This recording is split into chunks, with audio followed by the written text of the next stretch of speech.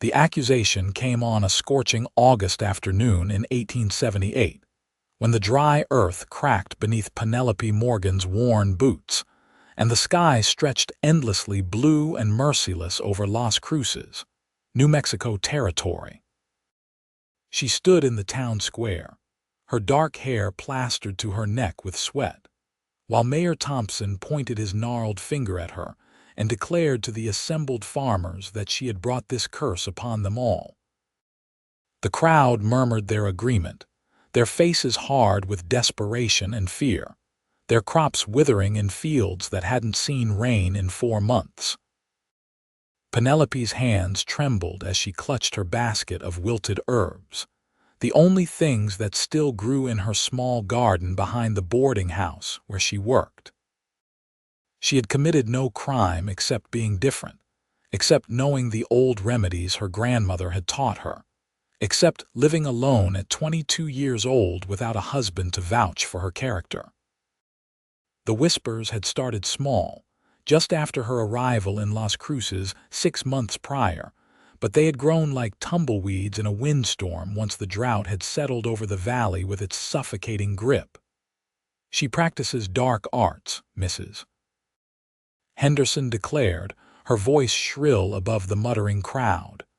"I seen her gathering strange plants by moonlight, speaking words that ain't English nor Spanish neither." "That's not true," Penelope said, her voice stronger than she felt. "I was collecting medicinal herbs, the same ones Dr. Warren uses in his practice when he can get them." But Dr. Warren was not there to defend her, having left 2 weeks prior to tend to a cholera outbreak in Santa Fe. There was no one to speak for her, no one to stand between her and the mob's growing anger. The drought had made everyone desperate, and desperate people needed someone to blame. "Get out," Mayor Thompson said, his voice carrying the weight of final judgment. "You have until sundown to leave Las Cruces. If you're still here when the church bell rings 7 times, we cannot be responsible for what might happen." Penelope looked at the faces around her, searching for even one sympathetic eye, but found none. These were people she had served breakfast to, people whose children she had tended when they fell ill, people she had tried to help.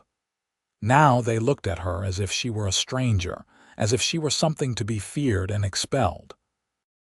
She turned without another word and walked back to the boarding house, her spine straight despite the tears that threatened to fall. Mrs. Patterson, the boarding house owner, was already packing Penelope's belongings when she arrived. "I'm sorry, dear," the older woman said, though her hands moved with efficient haste. "I cannot afford to harbor you. The other boarders have already threatened to leave if you stay." "I understand," Penelope said quietly, though understanding did not make the betrayal hurt any less. She gathered her few possessions: 2 dresses, a shawl her grandmother had made, the medicine kit that had belonged to her mother, a small pouch of coins that represented 6 months of careful saving, and a photograph of her parents, both dead these 5 years past. Everything that remained of her life fit into a single carpet bag and a worn leather satchel. The sun was still high when she walked out of Las Cruces, heading north on the Santa Fe road, because it was the only direction she knew. The heat pressed down on her like a physical weight, and dust coated her throat until every breath tasted of despair. She had no destination, no plan beyond putting distance between herself and the town that had rejected her so completely. By the time the sun began its descent toward the western mountains, painting the Oregon mountains in shades of orange and crimson, Penelope's water canteen was nearly empty, and her feet ached in her boots. The road stretched endlessly ahead, cutting through scrubland dotted with mesquite and creosote bushes that seemed to mock her with their stubborn survival. She had perhaps another hour of walking before darkness fell completely, and she had no idea where she would spend the night. The sound of hoofbeats behind her made Penelope's heart leap into her throat. She turned, shielding her eyes against the setting sun, and saw 3 riders approaching at a steady pace. Even from a distance, she could tell they were not the sort of men a woman wanted to meet alone on a desert road. They wore rough clothing and sat their horses with the casual arrogance of men who had never been told no. Penelope quickened her pace, though she knew it was futile. A walking woman could not outrun mounted men. Her mind raced through possibilities, each one darker than the last. The riders drew closer, and she could hear their laughter now, could hear them calling out to her. "Hey there, pretty lady," one of them shouted. "Where you heading all alone?" She did not answer, kept walking, her hands gripping her bag so tightly her knuckles went white. The riders circled around her, forcing her to stop. The lead man was perhaps 30, with a scarred face and eyes that held no kindness. "That ain't polite," ignoring a friendly question. "We heard there was a witch got run out of Las Cruces today. That you?" "I'm no witch," Penelope said, lifting her chin. "I'm just a woman trying to make her way north." "Well now," the man said, dismounting with a casual grace that somehow made him more threatening, "maybe we can help you with that, for a price." The other 2 men laughed, and Penelope's stomach turned cold despite the heat. She took a step backward, then another, her mind frantically searching for an escape that did not exist. The desert stretched empty in all directions, offering no shelter, no help. Leave her alone. The voice came from behind the riders, deep and commanding, carrying across the desert air with absolute authority. All 4 of them turned to see a man approaching on foot, leading a massive bay horse loaded with supplies. He was tall, well over 6 feet, with shoulders that seemed almost impossibly broad beneath a worn leather vest. His hair fell past his shoulders in waves the color of dark honey, and several days' worth of beard shadowed his strong jaw. Muscles rippled beneath his sun-bronzed skin as he moved, and there was something in the way he carried himself that spoke of both confidence and danger. "This ain't your concern, stranger," the scarred man said, his hand moving to rest on the gun at his hip. The newcomer's eyes, Penelope noticed, were a startling shade of gray, like storm clouds gathering on the horizon. He looked at the 3 men with an expression that was somehow both calm and absolutely lethal. "I'm making it my concern. The lady clearly doesn't want your company. Move along." "There's 3 of us and 1 of you," one of the other men pointed out, though his voice held less certainty than his words. "I've faced worse odds." The tall man's voice was steady, matter-of-fact, as if he were commenting on the weather rather than the possibility of violence. "But I'd rather not kill anyone today, so here's what's going to happen. You're going to mount up and ride back the way you came, and the lady is going to continue on her way north, unmolested." For a long moment, nobody moved. Penelope could feel the tension crackling in the air like lightning before a storm. Then the scarred man spat in the dust and climbed back onto his horse. "She ain't worth dying over," he muttered, and the 3 of them rode off, throwing dark looks over their shoulders but making no move to carry through on the confrontation. Penelope released a breath she hadn't realized she had been holding. Her legs felt suddenly weak, and she had to lock her knees to keep from swaying. "Thank you," she said, her voice barely more than a whisper. The man turned those gray eyes on her, and she was struck by the intelligence she saw there, the careful assessment. "You're the one they ran out of Las Cruces," he said. It was not a question. "How did you know? Passed through town this morning, heard the commotion in the square." He glanced at the sun, now touching the mountains. "You won't make it to the next settlement before dark. There's a creek about 2 miles north where I was planning to make camp. You're welcome to share it if you want." Penelope hesitated. She knew nothing about this man except that he had saved her from 3 others, but darkness was falling fast, and she had nowhere else to go. I don't want to impose. No imposition. Name's Ethan Hughes." He held out a hand that was calloused and strong, the hand of a man who worked hard for his living. "Penelope Morgan," she said, placing her smaller hand in his. His grip was warm and steady, and she found herself trusting him without quite knowing why.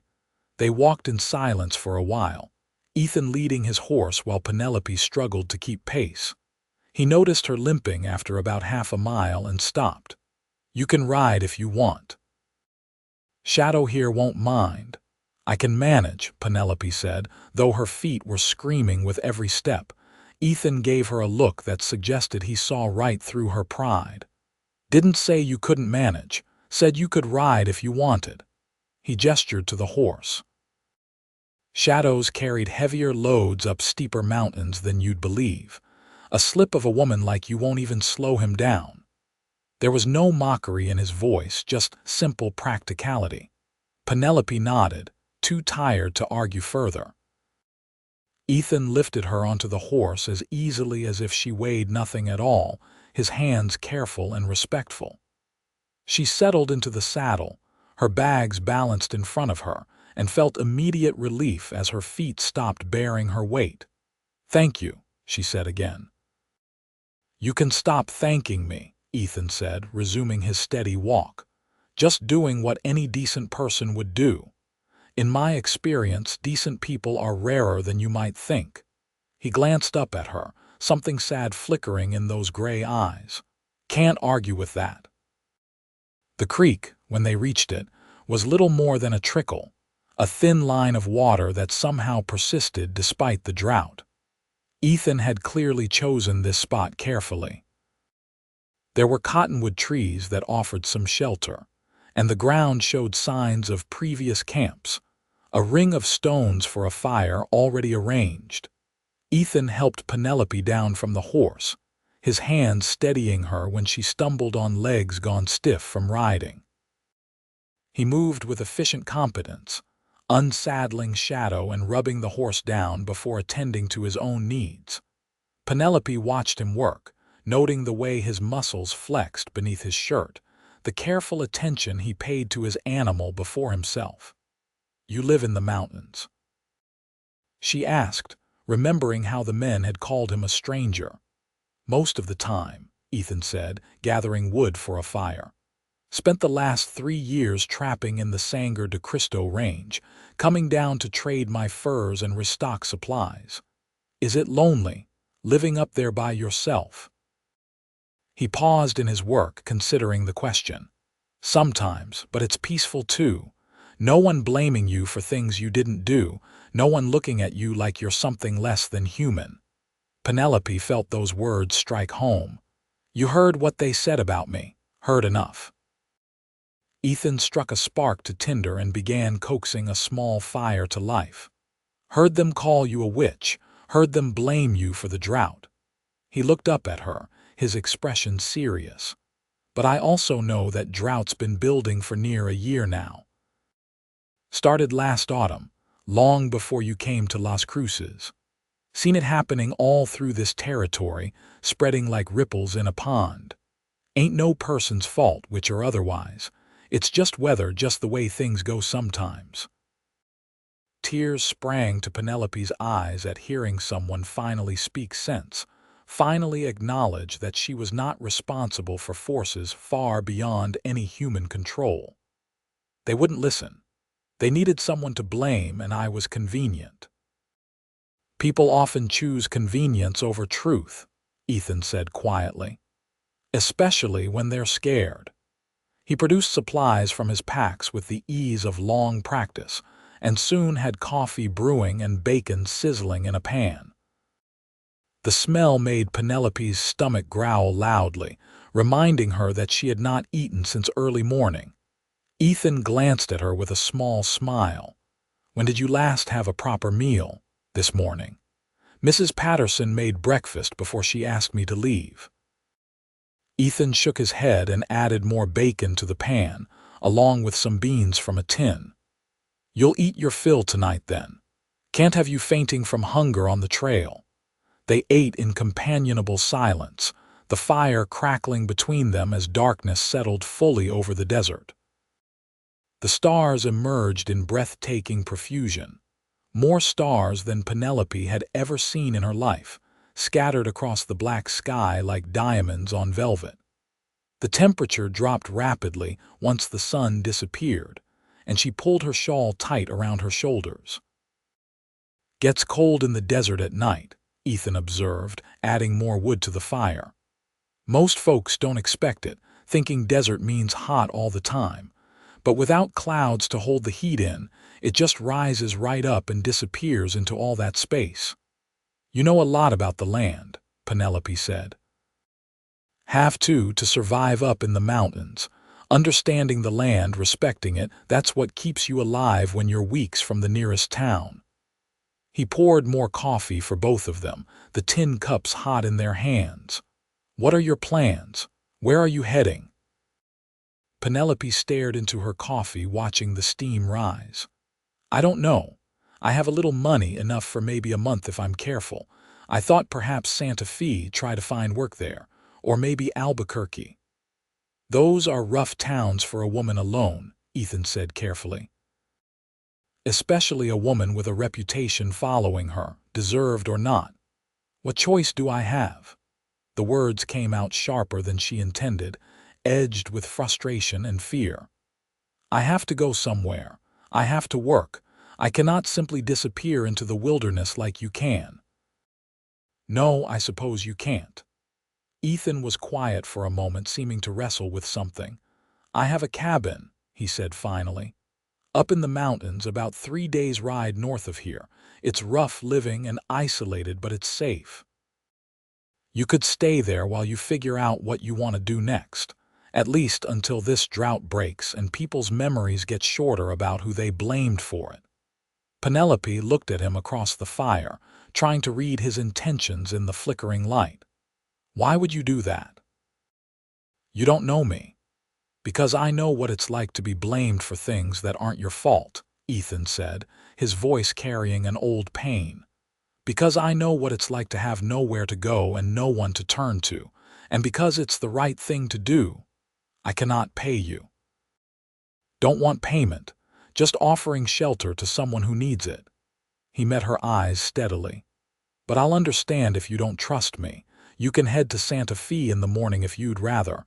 I'll give you supplies enough to get there safely." Trust was a complicated thing, Penelope had learned. She had trusted the people of Las Cruces, and they had turned on her without hesitation. But something in Ethan's straightforward manner, in the way he had helped her without asking for anything in return, made her want to trust him. More than that, the thought of his cabin in the mountains, far from accusing eyes and pointing fingers, sounded like paradise. "I would like to go with you," she said softly. "To your cabin, I mean, if the offer is genuine." "It is." Ethan smiled then, a real smile that softened his rugged features and made him look younger. "We'll head out at first light. It's hard traveling, but Shadow can carry you most of the way. I can walk. I don't want to be a burden." "You're not a burden, Miss Morgan. You're just someone who needs help, and I'm someone who can provide it. Nothing more complicated than that." But Penelope suspected, as she lay down that night with Ethan's blanket wrapped around her and the fire crackling warmth into the darkness, that it might become more complicated than either of them anticipated. She had felt something when he smiled at her, a flutter in her chest that had nothing to do with fear or gratitude. She pushed the feeling aside, telling herself she was just exhausted and emotional from the day's events. Still, sleep was a long time coming, and when it did, her dreams were full of gray eyes and strong hands and the promise of safety in the mountains. Ethan woke her just before dawn, when the sky was turning from black to deep blue and the stars were beginning to fade. He had coffee already brewed and more of the previous night's bacon warming by the fire. Penelope sat up, disoriented for a moment, then remembered where she was and why. "How did you sleep?" Ethan asked, handing her a cup of coffee. Better than I expected, Penelope admitted. Thank you for the blanket. Gets cold. Can't have you freezing. He busied himself with breaking camp, moving with the efficiency of someone who had done this thousands of times. We should reach the foothills by tonight if we keep a good pace. Then it gets steeper, but also greener. The drought hasn't hit as hard up in the mountains. Trees hold the moisture better. They set out as the sun rose, painting the desert in shades of pink and gold. Ethan walked beside Shadow while Penelope rode, and they settled into an easy rhythm. The terrain gradually began to change as they traveled north, the flat desert giving way to rolling hills, the sagebrush and creosote replaced by pinon pine and juniper. Ethan talked as they traveled, pointing out landmarks and sharing stories of the land. He told her about the Puebloan people who had lived here for centuries, about the Spanish settlers who had come and built their missions, about the American traders who had followed the Santa Fe Trail seeking fortune. He spoke with respect for all of them, with an understanding of history that surprised Penelope. "You're educated," she observed during a rest stop near midday. Ethan shrugged, looking almost embarrassed. "My mother was a schoolteacher back in Missouri. She made sure I could read and write and do my sums before she died. After that, I just kept reading whatever I could get my hands on. Books are good company in a mountain cabin during the long winters. What brought you out here? To New Mexico?" His expression darkened slightly. "Same thing that brings most men west, running from something, looking for something, or both." He was quiet for a moment, then continued. "My father drank. When he drank, he got mean. When I got big enough to fight back, things got worse. I left when I was 17 before one of us killed the other." "I'm sorry," Penelope said softly. "Don't be. Best decision I ever made." Ethan stood, offering her a hand up. "Come on. We should keep moving while the day's still cool." As they climbed higher into the foothills, Penelope began to see what Ethan meant about the drought being less severe. There was more green here, more signs of life. Birds called from the trees, and she spotted a deer watching them from a distance before it bounded away. The air smelled different too, cleaner somehow, carrying the scent of pine and earth. They made camp that night in a small clearing surrounded by tall ponderosa pines. A spring bubbled from between rocks, forming a small pool before trickling away downhill. After days of seeing nothing but dry earth and struggling vegetation, the sight of clear water flowing freely seemed almost miraculous. "This is beautiful," Penelope breathed, kneeling beside the spring and trailing her fingers through the cold water. "Wait until you see the cabin," Ethan said, though there was pleasure in his voice at her reaction. "It's near a bigger stream with a meadow that stays green even in summer. Elk come through in the evenings, and sometimes you can hear wolves singing to each other across the valleys." That night, after another simple but filling meal, they sat by the fire and Ethan asked Penelope about her life. She found herself telling him things she had not spoken of in years. About her parents, her father a doctor and her mother his assistant, both killed by typhoid when Penelope was 17. About her grandmother who had taken her in and taught her the old ways of healing with herbs and plants. About her grandmother's death 2 years later, leaving Penelope alone in the world with nothing but her knowledge and her determination to use it for good. "I wanted to help people," she said, staring into the flames. "That's all I ever wanted. My father healed with his medicine, my grandmother healed with hers, and I thought I could combine both. But people are afraid of what they don't understand. The herbs my grandmother taught me about, the remedies that had been passed down for generations, they call it witchcraft. Their fear doesn't make it true," Ethan said firmly. "Your knowledge is valuable. The ability to heal, to help, that's a gift. Don't let their ignorance make you doubt that." Penelope looked at him, this man who was still largely a stranger but who seemed to understand her better than people she had known for months. "Thank you for saying that. Thank you for believing me. I told you, I know the drought isn't your fault. Anyone with half a brain and eyes to see knows it, but people choose easy lies over difficult truths every time." He poked at the fire with a stick, sending sparks spiraling up into the darkness. "You said your grandmother taught you about herbs. Can you identify most plants, know their properties?" "Most of them, yes, at least the ones that grow in this region." "That's good. Valuable. Up in the mountains there are plants that don't grow anywhere else. Some of them I don't know what they're good for." "Maybe you could teach me, and I could teach you about the mountain, about surviving up there."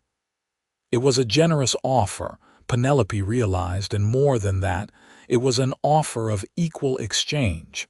He was not just giving her charity but suggesting a partnership of knowledge. "I would like that," she said. "Very much." The second day of travel took them deeper into the mountains, following game trails that Ethan seemed to know by instinct.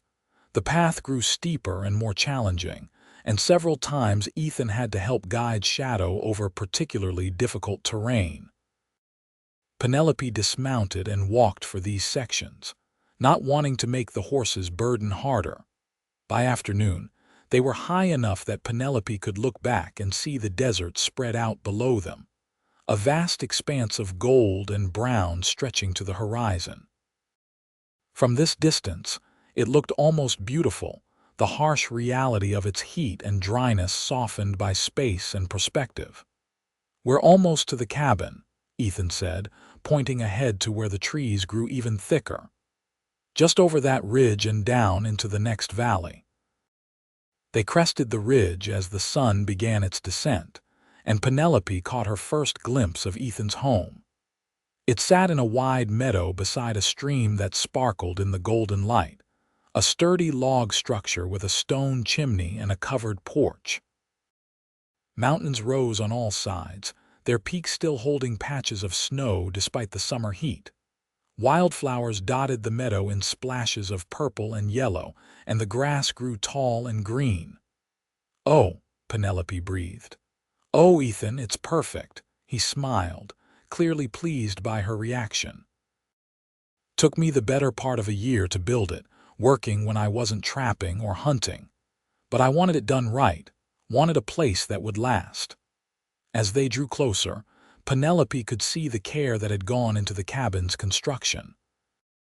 The logs were chinked tight against the weather, the roof was solid, and there were even glass windows, a luxury she had not expected this far from civilization. A small barn stood to one side, large enough for shadow and storage, and there was a vegetable garden, somewhat overgrown but clearly planted with care. Ethan opened the cabin door and stepped back to let Penelope enter first. The interior was dim after the brightness outside, but as her eyes adjusted, she could make out a single large room with a stone fireplace dominating one wall. There was a bed in one corner, a table with 2 chairs, shelves lined with supplies and books, and various tools and traps hanging from pegs. It was sparse but clean, everything in its place. "It's not much," Ethan said, sounding almost apologetic. "I wasn't expecting company." "It's wonderful," Penelope said honestly. After sleeping on the ground for 2 nights and facing the prospect of a dangerous and uncertain future, the cabin looked like a palace. "Truly." Ethan cleared his throat. "You'll take the bed. I'll rig a hammock for myself or sleep on the porch. Weather's good enough for it." "I cannot take your bed." "You can and you will. I've slept on harder surfaces than porch boards, and I'll not have a guest uncomfortable under my roof." His tone made it clear this was not negotiable. "Come on, let's get Shadow settled and then I'll show you around properly." Over the next few hours, as evening settled over the mountain valley, Ethan gave Penelope a tour of his home. The barn held hay for Shadow, along with various supplies and equipment. The stream that ran past the cabin was pure snowmelt, cold and clean. The vegetable garden, Ethan admitted with some embarrassment, had suffered from his absence. "I've been gone near 3 weeks," he said, pulling a few weeds half-heartedly. "Planning to go back down to Santa Fe after I restocked in Las Cruces, trade my furs for supplies to last the winter. But that can wait a while longer." "I can tend the garden," Penelope offered. "If you show me what's planted, I'm good with growing things. You sure it's not your responsibility?" "I want to help. You're giving me shelter, the least I can do is earn my keep." They prepared dinner together, Ethan cooking fresh meat from a deer he had hung in the cool barn while Penelope chopped vegetables from the garden. It was companionable work, both of them moving around the cabin's small kitchen area with surprising ease, considering they barely knew each other. Over dinner, they talked more about their pasts, their hopes, their dreams. Penelope learned that Ethan was 27, that he had been living in the mountains for 3 years, that he hoped one day to have a ranch and raise horses. Ethan learned that Penelope was 22, that she had always wanted to be a healer like her father, that her favorite flower was Indian paintbrush because her grandmother had loved them. As darkness fell fully and they sat by the fireplace with cups of coffee, Penelope felt something she had not felt in months, perhaps years. She felt safe. More than that, she felt at home. Looking at Ethan's profile in the firelight, at the strength in his features and the gentleness in his eyes, she felt that flutter in her chest again, stronger this time. "Thank you," she said softly, "for all of this. For saving me on the road, for bringing me here, for giving me a place to rest. I don't know what I would have done without you." Ethan turned to look at her, and something flickered in his gray eyes, something warm and deep. "You would have survived. You're stronger than you know, Penelope Morgan, but I'm glad I was there, glad I could help." They sat in comfortable silence for a while longer, until Penelope's eyes began to droop with exhaustion. Ethan noticed and immediately stood. "You should sleep. It's been a long few days." Penelope did not argue. She changed into her nightgown behind a blanket Ethan hung for privacy, then slipped into the bed. It was comfortable, the mattress filled with what felt like pine needles and grass, the blankets heavy and warm. She heard Ethan moving around outside, setting up his sleeping arrangements on the porch, and then all was quiet except for the crackling of the dying fire and the distant sound of the stream. She lay awake for a while, thinking about everything that had happened in the past 3 days. She had lost everything, been driven from her home by fear and ignorance, and yet somehow she felt more hopeful than she had in months. Perhaps it was the beauty of this mountain valley, or the safety of the cabin, or the kindness of the man sleeping on the porch. Perhaps it was all of those things combined, or perhaps, a small voice whispered in her mind, it was something more. Something to do with the way her heart sped up when Ethan smiled at her, the way she felt warm when he looked at her with those steady gray eyes, the way she had already begun to dread the thought of leaving this place and returning to the world below. But that was foolish, she told herself firmly. He was just being kind, just helping someone in need. She could not read more into it than that. She closed her eyes and tried to sleep, but her dreams were full of firelight and strong hands, and the sound of a deep voice telling her she was stronger than she knew. The next morning, Penelope woke to sunlight streaming through the windows and the smell of coffee brewing. She dressed quickly and emerged from the cabin to find Ethan already up and working, repairing a section of the garden fence that had come loose. "Morning," he called, setting down his hammer. "Hope I didn't wake you. Tried to be quiet. You didn't. What time is it? Maybe 7. Sun's been up about an hour." He gestured to the coffee pot sitting on a flat rock near the fire pit. "Help yourself. I already ate, but there's bread and butter if you're hungry." Penelope poured herself coffee and sat on the porch steps, watching Ethan work. The morning was cool and fresh, the air so clean it almost hurt to breathe. Birds sang in the trees, and she could hear the stream gurgling over its rocky bed. In the meadow beyond the garden, 3 deer grazed peacefully, apparently unconcerned by the human presence. "You have a routine?" she asked. "Things you do each day," Ethan paused to consider. "Depends on the season. Right now, I'd normally be checking my trap lines, but I pulled those before I went down to Las Cruces. Need to hunt, keep meat stored for winter. Tend the garden, chop firewood, maintain the cabin and barn. Always something that needs doing when you're living this far out." "I would like to help," Penelope said, "with whatever you need. I meant what I said about earning my keep. And I meant what I said about you being a guest, not a servant." But Ethan's expression softened. "Though I won't turn down help with the garden if you're truly interested. That's never been my strong suit." They fell into a routine over the following days. Ethan would wake early and tend to the heavier tasks, hunting and chopping wood and making repairs. Penelope would work in the garden, coaxing the vegetables back to health and identifying the various herbs that grew wild around the cabin. In the afternoons, they would work together, Ethan teaching her about the mountain and its ways while Penelope shared her knowledge of plants and their uses. She discovered that Ethan had been right about the unfamiliar plants. There were species growing here that she had never seen before, mountain flowers and herbs with properties she could only guess at. She gathered samples carefully, drying them and making notes in a journal Ethan gave her, trying to puzzle out their uses through careful observation and small experiments.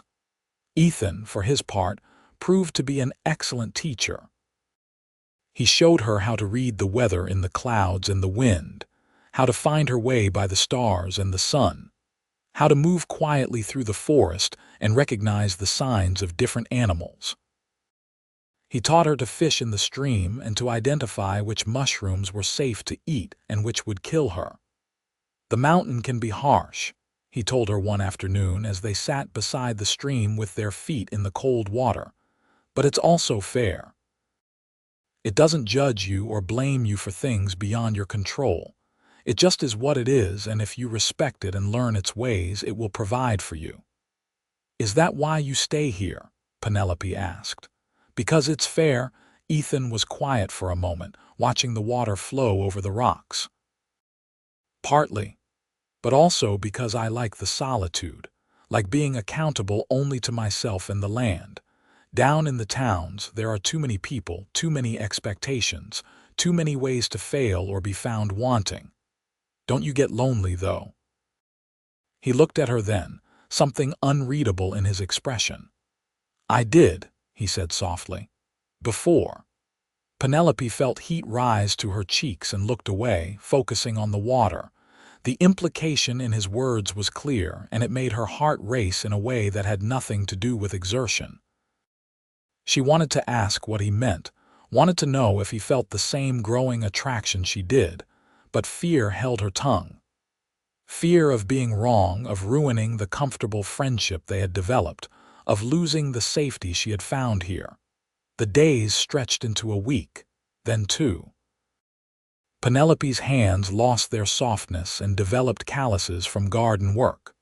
Her skin bronzed from hours spent outdoors, and she felt stronger than she had in years. The constant worry that had plagued her in Las Cruces began to fade, replaced by a deep contentment. She and Ethan grew closer in small ways. Their conversations deepened, ranging from philosophy to practical matters to shared laughter over small mishaps and observations. They learned each other's habits and preferences, how Ethan liked his coffee black and strong while Penelope preferred hers with a little honey, how Penelope hummed when she worked, and Ethan grew quieter the more he concentrated. There were moments of awareness too, times when their hands would brush as they worked together, and a jolt of electricity would pass between them. Times when Penelope would catch Ethan watching her with an expression of such tender longing, it made her breath catch. Times when she would find herself staring at the way his muscles moved beneath his shirt and have to force herself to look away. But neither of them spoke of it. The friendship they had built felt too precious to risk, and both were afraid of what acknowledging the attraction might mean. One evening, about 3 weeks after Penelope's arrival, a summer storm rolled through the mountains. They had seen it coming all afternoon, dark clouds building over the peaks, the air growing heavy and still. Ethan brought in extra firewood and secured anything that might blow away, while Penelope closed the shutters over the windows. The storm hit just after sunset with spectacular fury. Lightning split the sky in jagged bolts, and thunder rolled across the valleys like cannon fire. Rain pounded on the cabin roof and wind howled through the trees. Inside, Ethan and Penelope sat by the fire, the cabin warm and dry despite the tempest outside. "I've seen storms in the desert," Penelope said, watching lightning flash through the cracks in the shutters. "But nothing like this." "Mountain storms are something else," Ethan agreed. "But the cabin's solid. We're safe here." A particularly loud crack of thunder made Penelope jump, and Ethan reached out instinctively to steady her. His hand closed over hers, warm and strong, and for a moment they both froze, looking at their joined hands as if surprised by the contact. "Sorry," Ethan said, starting to pull away. "Don't be," Penelope said quickly, tightening her grip on his hand. "I don't mind." They sat like that for a long while, hands clasped, watching the fire and listening to the storm. It felt natural, right, as if they had been holding hands for years rather than minutes. Penelope found herself moving closer to Ethan, drawn by his warmth and solidity, and he shifted to make room for her beside him. "Penelope," Ethan said softly, and the way he said her name with such tenderness and hope made her look up at him. Their faces were very close now, close enough that she could see the flecks of darker gray in his light eyes, could feel his breath on her cheek. His free hand came up to cup her face, his thumb brushing gently across her cheekbone. "I know I shouldn't," he said, his voice rough. "I know you're my guest and under my protection, and I have no right. But God help me, Penelope, I think I'm falling in love with you." Penelope's breath caught. Joy flooded through her, so intense it was almost painful. "You're not alone in that," she whispered. "I've been falling for you since that first night by the fire, when you told me the drought wasn't my fault. Maybe even before that, when you stood between me and those men on the road." Ethan's eyes searched her face as if looking for any sign of doubt or hesitation. Whatever he saw there must have satisfied him, because he leaned in slowly, giving her time to pull away if she wished. She did not pull away. She leaned in to meet him, and when their lips touched, it felt like coming home. The kiss was gentle at first, almost tentative, both of them testing this new territory between them. But it deepened quickly, 3 weeks of unspoken desire and growing love pouring into the contact. Ethan's arms came around her, pulling her close, and Penelope buried her fingers in his long hair, marveling at its softness. When they finally pulled apart, both breathing hard, Ethan rested his forehead against hers. "I don't have much to offer you," he said. "Just this cabin and a hard life in the mountains. But if you'll have me, if you'll stay, I swear I'll spend every day trying to make you happy." Tears sprang to Penelope's eyes, but they were happy tears. "I don't need much, just you and this mountain and the chance to build a life here. That's more than enough, more than I ever dreamed I could have." They kissed again and again, losing themselves in the joy of finally giving in to what had been building between them. The storm raged outside, but inside the cabin, there was only warmth and light and the beginning of something beautiful.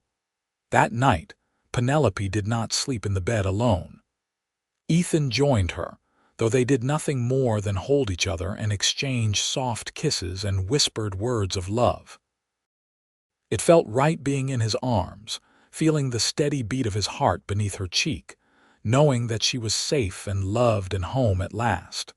The next morning dawned clear and bright, the storm having washed the world clean. Penelope woke wrapped in Ethan's strong arms, his body warm against her back, and smiled.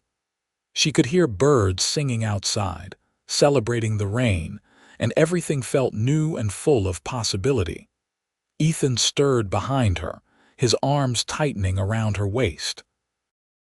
"Morning," he murmured, his voice rough with sleep. He pressed a kiss to her shoulder, then another to the side of her neck. "How did you sleep?"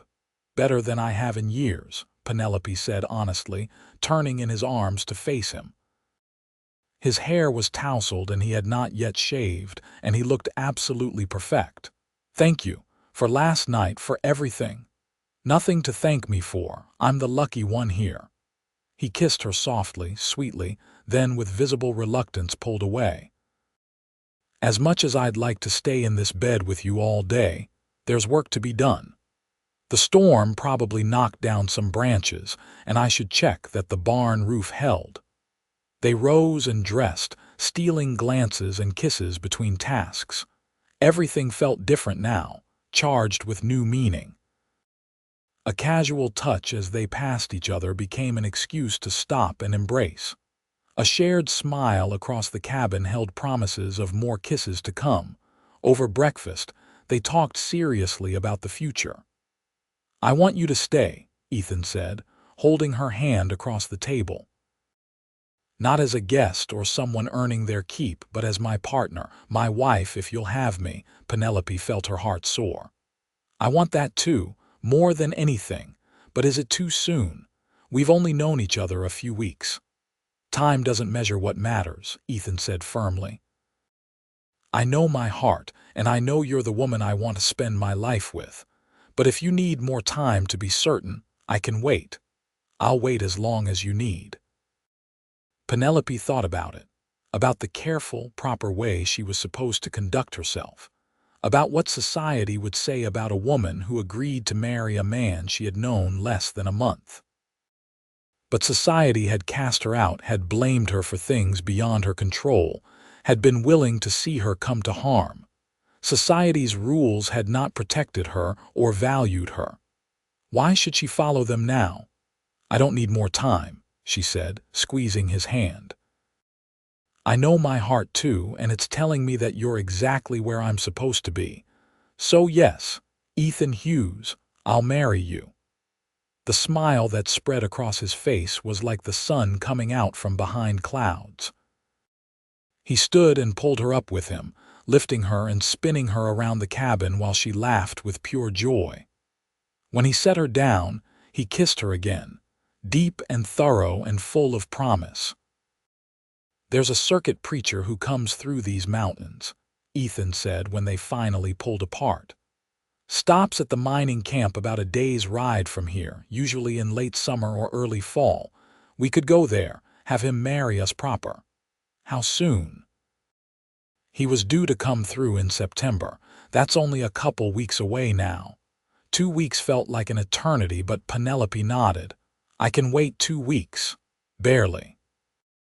They spent those 2 weeks in a haze of happiness, working together during the days and spending the evenings by the fire, talking and kissing and planning their future. Ethan taught Penelope to shoot his rifle, insisting that she needed to know how to protect herself when he was away from the cabin.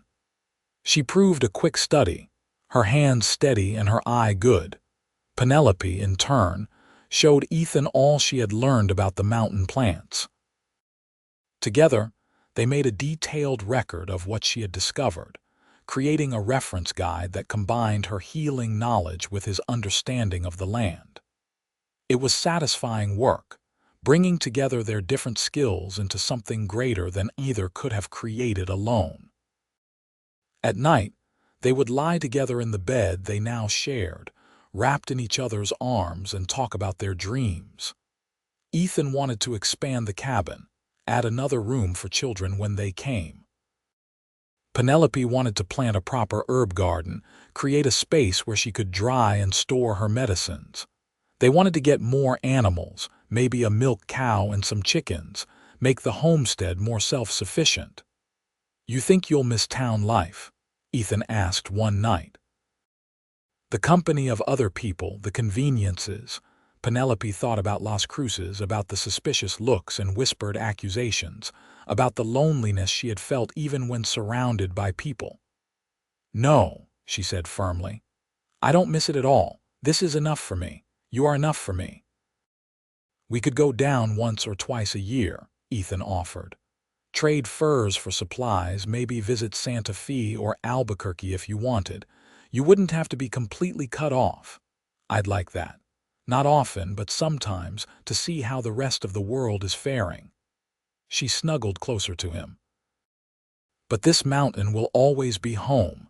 I know that now." When the day came to ride to the mining camp, Penelope put on her best dress, the one she had been saving for some imagined future when she might need to look respectable.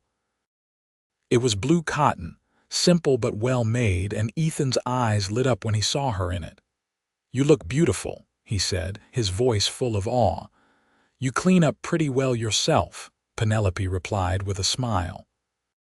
He had shaved and trimmed his hair slightly, though it still fell past his shoulders in waves. He wore clean trousers and a white shirt, and he looked so handsome her breath caught. The ride to the mining camp took most of the day, following narrow mountain trails that Ethan knew by heart. They reached the camp just before sunset and found the circuit preacher sitting outside a tent, eating dinner with some of the miners. Reverend Patterson was a weathered man in his 50s with kind eyes and a ready smile. When Ethan explained what they wanted, he nodded enthusiastically. "Always happy to perform a marriage. Lord knows there's little enough joy in these hard mountains. We'll do it tomorrow morning if that suits you." That night, Penelope stayed in the tent the Reverend used as his temporary church, while Ethan bedded down outside under the stars. It felt strange being separated after weeks of falling asleep in his arms, but Penelope knew it was proper, knew it was only one more night. In the morning, with the sun shining bright over the mountain peaks and a handful of curious miners as witnesses, Penelope Morgan married Ethan Hughes. She wore wildflowers in her hair that Ethan had picked for her, and he wore an expression of such love and devotion that several of the miners looked misty-eyed. The ceremony was simple, just the traditional words and the exchange of promises. Ethan had no ring to give her, but he tied a braided cord of leather around her finger and promised to get her a proper ring next time they went to town. Penelope did not care about rings. She cared about the way Ethan looked at her as they said their vows, about the strength of his hand holding hers, about the fact that she would never be alone again. "I now pronounce you man and wife," Reverend Patterson said with a broad smile. "You may kiss your bride." Ethan did not need to be told twice. He pulled Penelope into his arms and kissed her thoroughly, much to the delight of their audience, who cheered and whistled. When they finally pulled apart, both breathless and grinning, Penelope felt as if her heart might burst with happiness. They stayed for a celebratory meal with the miners and the Reverend, accepting congratulations and good wishes from men who were starved for any break in the monotony of their hard lives. Then, as afternoon wore into evening, they began the ride back to their mountain home. They did not make it all the way before dark. They made camp by a small stream, and it was there, under the stars with the sound of water singing over rocks, that they truly became husband and wife. Ethan was gentle and patient, taking his time despite his obvious desire, making sure Penelope felt nothing but pleasure. It was everything she had hoped for and more, a joining of bodies that reflected the joining of hearts that had already taken place. Afterward, they lay wrapped in blankets, looking up at the stars. "Happy?" Ethan asked, pressing a kiss to her forehead. "Happier than I ever imagined possible," Penelope said. "3 months ago, I thought my life was over. I thought I had lost everything, and now I have everything that matters." "We have everything that matters," Ethan corrected gently. "This is our life now, our future. Whatever comes, we'll face it together." They arrived back at the cabin the next day to find everything just as they had left it. But it felt different now, Penelope thought as she crossed the threshold. This was not just Ethan's cabin anymore. This was their home, the place where they would build their life together. The rest of that summer and into the fall, they worked hard to prepare for winter. Ethan hunted elk and deer, smoking and drying the meat for the lean months ahead. Penelope harvested her herbs and vegetables, storing everything carefully. Together they chopped wood until they had a massive stack that Ethan assured her would last through even the harshest winter. They also worked on expanding the cabin. With Penelope helping, the work went faster than Ethan could have managed alone. They added a second room that would serve as storage and, eventually, as a nursery. They built more shelves and a proper work area where Penelope could prepare her medicines. They made the cabin more of a home, adding small touches of comfort and beauty. The first snow came in late October, dusting the mountain peaks with white. Ethan stood with his arm around Penelope, both of them looking out at the transformed landscape. "We're officially snowed in now," he said. "Won't be able to get down to the valley until spring thaw." "I don't mind," Penelope said, leaning into his warmth. "I have everything I need right here." Winter in the mountains was harder than Penelope had anticipated, but also more beautiful. The snow fell thick and heavy, transforming the world into something from a fairy tale. The work was constant, keeping the fire going, feeding shadow, melting snow for water, maintaining their supplies. But the evenings were long and cozy, spent by the fire with Ethan reading aloud from his small library of books, or both of them working on small projects while the wind howled outside. It was during one of these long winter evenings, in early January of 1879, that Penelope realized she had not had her monthly courses since before they were married. She counted back carefully, trying to remember dates, and felt a flutter of excitement mixed with nerves. "Ethan," she said, setting down the sock she had been darning, "I think I might be with child." Ethan looked up from the trap he was repairing, his eyes widening. "You're sure?" "Not entirely, but all the signs are there, and I'm usually very regular." She put a hand on her still flat stomach. "I think there's a baby growing in here." Ethan set down his work and came to kneel in front of her, placing his large hand over hers on her belly. His expression was a mixture of awe and joy and something that looked like fear. "A baby," he said softly. "Our baby. Are you happy?" Penelope asked, suddenly worried. They had talked about children, but in abstract future terms, not as an immediate reality. "Happy, Penelope, I'm beyond happy. I'm terrified and thrilled and grateful all at once." He looked up at her, his gray eyes shining. "You're going to be a mother. We're going to be parents." They held each other for a long time, marveling at this new development. A child, conceived in love, growing in the safety of their mountain home. It felt like a miracle, like the final piece of the life they were building together. As winter slowly gave way to spring, Penelope's pregnancy became obvious. Her belly swelled with their growing child, and Ethan became even more protective than usual. He would barely let her lift anything heavy, insisting on doing all the harder tasks himself.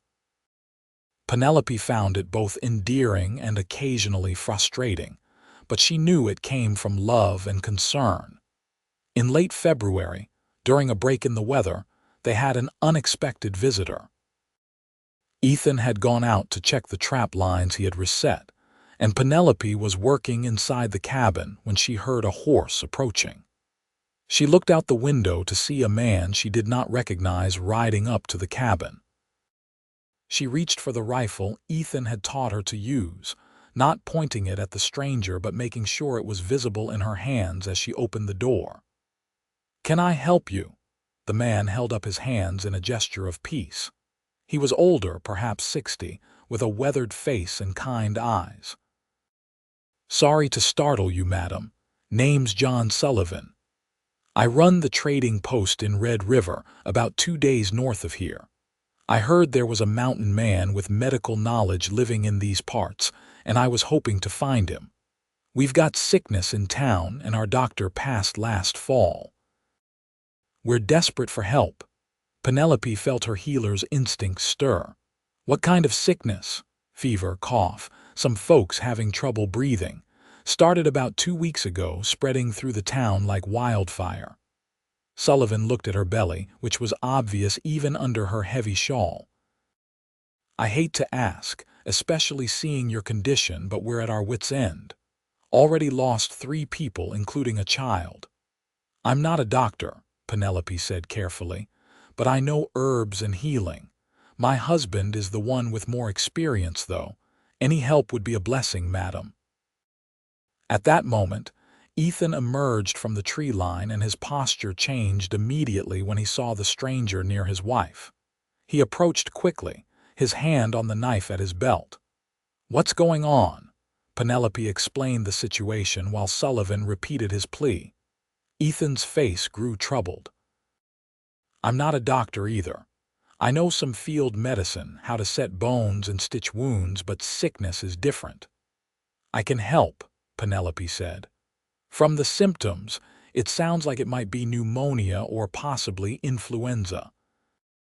I have herbs that can help with fever and breathing, and I know the nursing care that's needed." "You're 5 months pregnant," Ethan said flatly. "You're not going anywhere, especially not to a town with sickness spreading through it. People are dying, Ethan. A child has died. How can I stay here knowing I might be able to help? And what about our child? What about you? If you get sick—" His voice broke slightly, and Penelope saw the real fear in his eyes. She went to him and took his hands. "I'll be careful. I'll take precautions. But I have knowledge that could save lives. I have to try." They argued for several more minutes, but Penelope was firm. Eventually, Ethan recognized that she would not be swayed. "Then I'm coming with you," he said finally. "And if at any point I think you're at risk, we're leaving, and damn what anyone else needs." They packed quickly, Penelope gathering her medicines and supplies while Ethan saddled Shadow and secured the cabin. Sullivan had brought an extra horse, assuming he would find Ethan alone, but it served now to carry their supplies.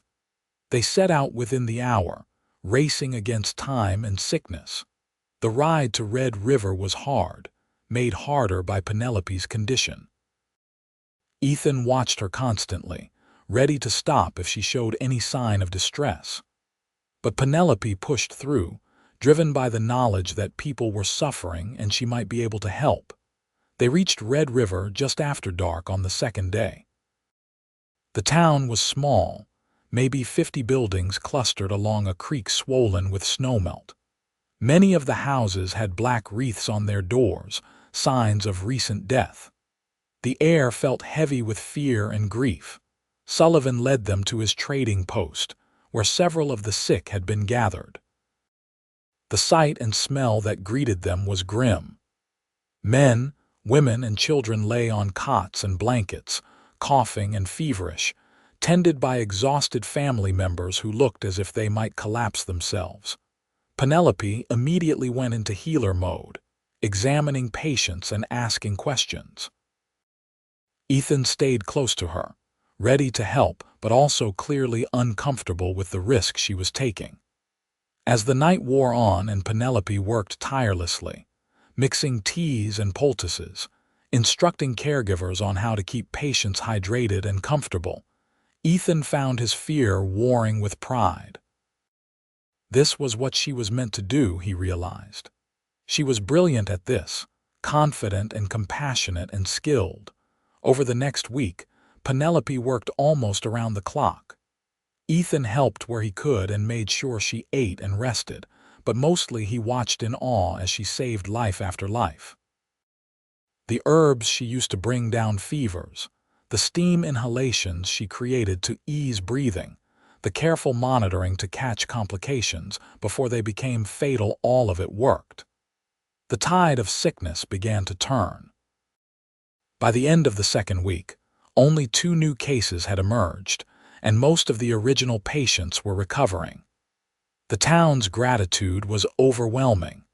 People brought gifts of food and supplies, more than Penelope and Ethan could possibly carry home.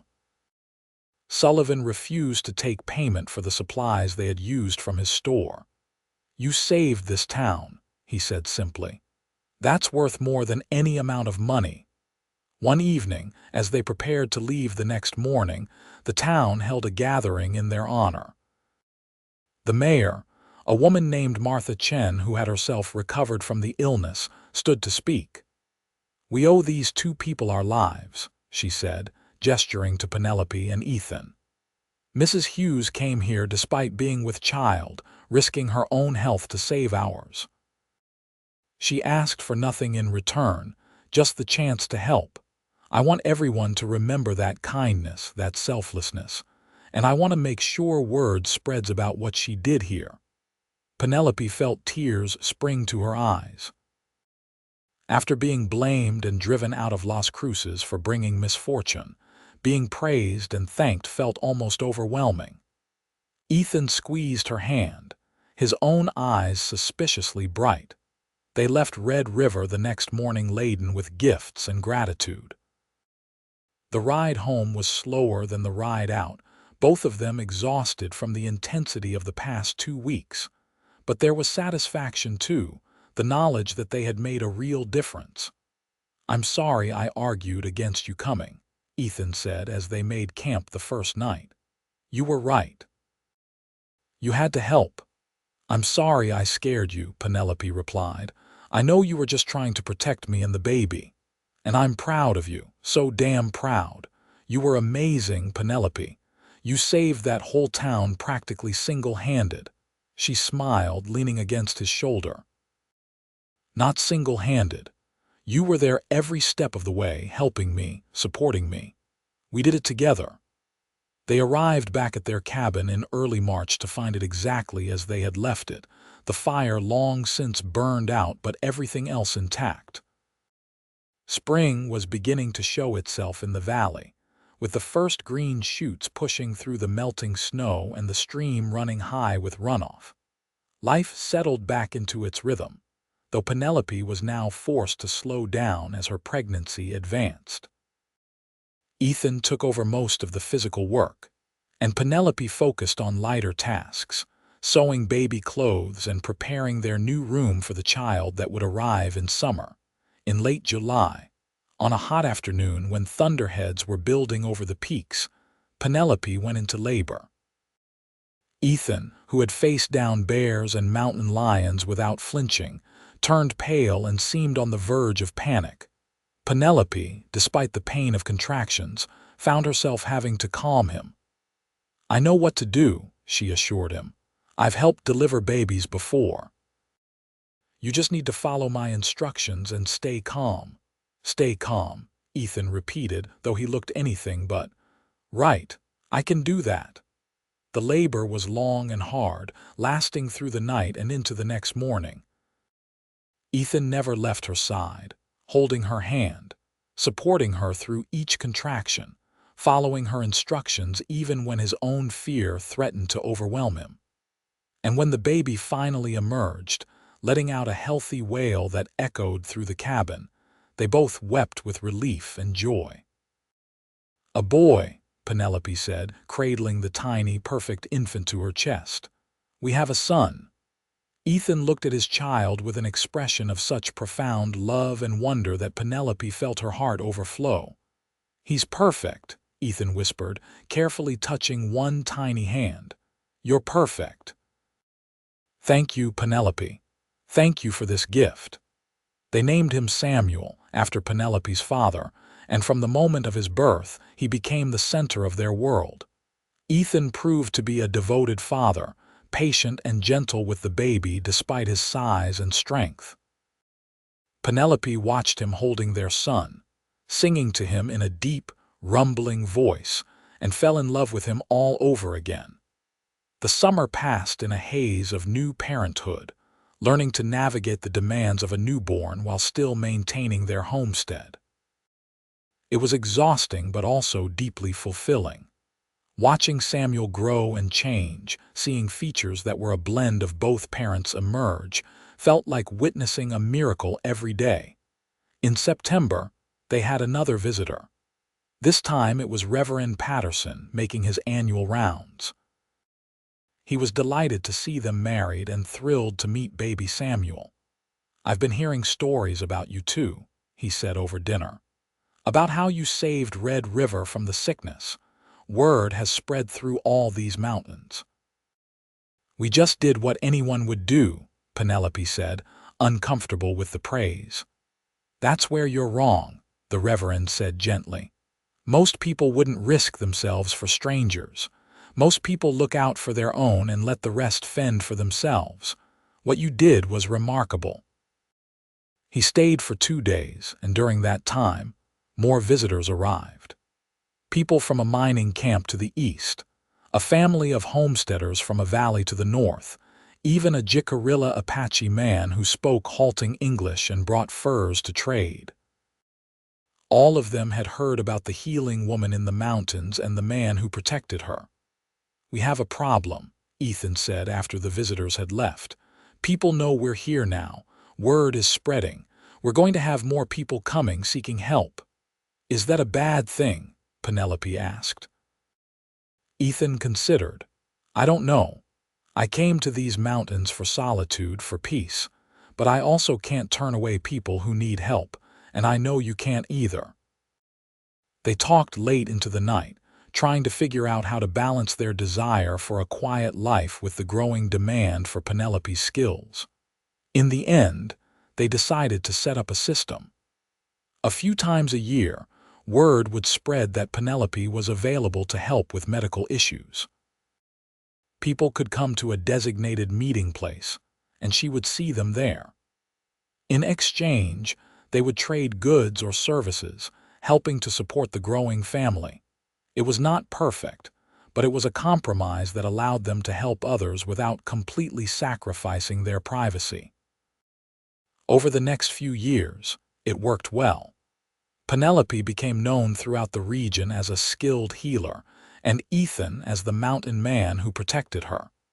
People respected their boundaries and brought problems only when truly necessary. In the spring of 1881, Penelope gave birth to their second child, a daughter they named Grace after Ethan's mother. Samuel, now almost 2, was fascinated by his baby sister and insisted on helping with everything. Watching him carefully pat her head and bring her his favorite toys made both parents laugh and cry in equal measure. The cabin, which had once seemed spacious to Penelope, now felt full of life and love and chaos. Ethan added another room, turning their home into a proper house. The garden expanded to feed their growing family. More animals were added, including a milk cow and chickens and a second horse. Their life was hard, filled with physical labor and the constant demands of survival in the mountains. But it was also rich with joy and purpose and love. Penelope had found a place where her knowledge was valued rather than feared, where she could use her gifts to help others without being blamed for things beyond her control. Ethan had found that solitude was not as necessary as he had thought, that the right company could enhance rather than diminish peace. One evening in late summer, when Samuel was 4 and Grace nearly 2, they sat on their porch watching the children play in the meadow. The sun was setting, painting the mountains in shades of gold and purple, and the air was soft and warm. "You ever think about Las Cruces?" Ethan asked, his arm around Penelope's shoulders. About what happened there, Penelope considered. It had been 3 years since that terrible day when she had been driven from town. The memory still hurt, but the pain was distant now, softened by time and happiness. Sometimes, she admitted, but mostly I think about how it led me here to you, to this life. If I hadn't been blamed, if I hadn't had to leave, we never would have met. That's a generous way of looking at it. It's the truth. The worst day of my life led to the best thing that ever happened to me. She turned to look at him, at the man who had saved her in more ways than one. You knew it wasn't my fault. Even when everyone else believed the lie, you knew the truth. That meant everything. The drought wasn't your fault, Ethan said firmly, as he had said 3 years ago. It was just weather, just the way of things. Anyone who blamed you was a fool. A fool who gave me the push I needed to find where I truly belonged. Penelope leaned in to kiss him, soft and sweet. I love you, Ethan Hughes. Thank you for seeing me when no one else would. I love you too, Penelope Hughes, and I always will.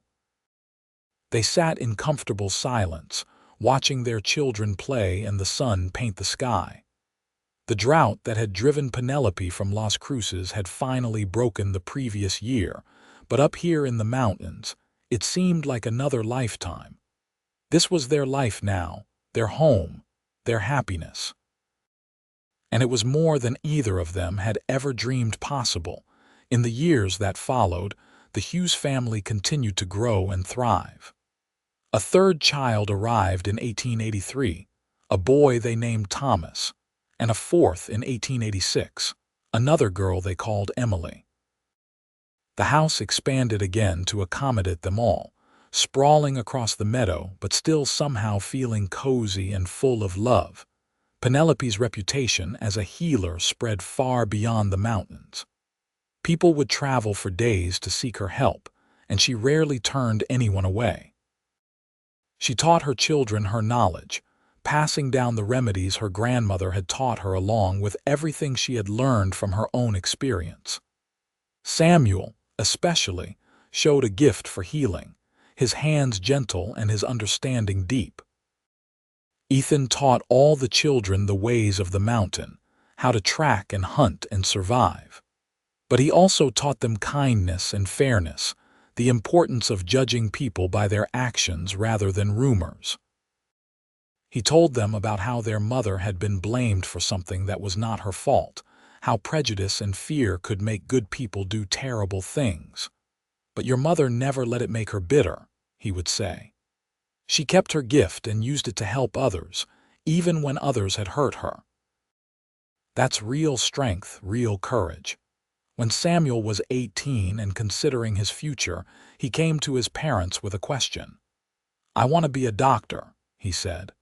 A real doctor with training and credentials, so that when I help people, they can't dismiss me or blame me for things I didn't do. Penelope felt tears spring to her eyes. That's a wonderful dream, Samuel, but it would mean leaving, going to study in the city, maybe for years. Samuel looked between his parents, uncertainty written on his face. I don't know if I can leave here, leave you. You can and you will, Ethan said firmly. If that's your dream, we'll find a way to make it happen. We'll trade everything we have. I'll work every job available, but we'll get you that education. In the fall of 1891, they took Samuel to Santa Fe and enrolled him in a program that would prepare him for medical school. It was wrenching saying goodbye, watching their eldest child ride away toward his future. But it was also profoundly satisfying, knowing that the knowledge Penelope had guarded and shared was going to continue, was going to reach even more people through their son. Grace, Thomas, and Emily grew up and eventually made their own choices. Grace became a midwife, staying in the mountains and working alongside her mother. Thomas chose ranching, marrying a homesteader's daughter and starting his own spread in a nearby valley. Emily followed Samuel to school, determined to become a teacher and bring education to remote mountain communities. As Ethan and Penelope grew older, their love only deepened. They were partners in every sense, supporting each other through the challenges of raising children, running a homestead, and helping their community. Their hair grayed and their hands grew more gnarled with arthritis, but they still walked hand in hand through their meadow, still sat on their porch watching the sunset, still looked at each other with the same love that had sparked that first night by the fire. In 1898, 20 years after they had met, Ethan and Penelope sat on their porch on a summer evening, watching their grandchildren play in the meadow. Samuel had finished medical school and was practicing in Albuquerque. Grace lived close by with her husband and 3 children. Thomas's family visited often from their ranch. Emily was teaching at a school in Taos but came home whenever she could. "We built something good, didn't we?" Ethan said, his arm around Penelope's shoulders just as it had been so many evenings before. "We built something wonderful," Penelope agreed. "A family, a home, a life, all from that moment when you stood between me and danger on a dusty road. Best decision I ever made, mine too. Coming with you, trusting you, loving you, all the best decisions I ever made." They watched the grandchildren chase fireflies in the gathering dusk, listened to Grace call them in for bed, felt the peace of a life well lived settle over them like a comfortable blanket. The drought that had driven them together was long past, just a story they told to teach lessons about fairness and truth. But the love that had grown from those difficult beginnings remained strong and true, a foundation that had supported not just 2 people, but an entire family. "I would do it all again," Penelope said softly. "Every hardship, every challenge, every moment of fear, I would do it all again if it meant ending up here with you." Ethan kissed her temple, a gesture so familiar and beloved it needed no words. But he gave her words anyway, the same words he had spoken on their wedding day and 1,000 times since. "I love you, Penelope Hughes, today, tomorrow, and forever. And I love you, Ethan Hughes, my mountain man, my protector, my partner, my love." The stars emerged one by one overhead, the same stars that had witnessed their first kiss during that long-ago thunderstorm. The mountains stood eternal around them, silent guardians of the life they had built. And in that moment, with their family surrounding them and decades of love behind and hopefully ahead of them, everything was exactly as it should be. The story of how they met, how a woman unjustly blamed and a mountain man who knew the truth found each other against all odds, would be told and retold through generations. But for Ethan and Penelope, sitting on their porch in the twilight, it was not just a story. It was their life, their truth, their happily ever after earned through courage and kindness and love, and it was, in every possible way, enough.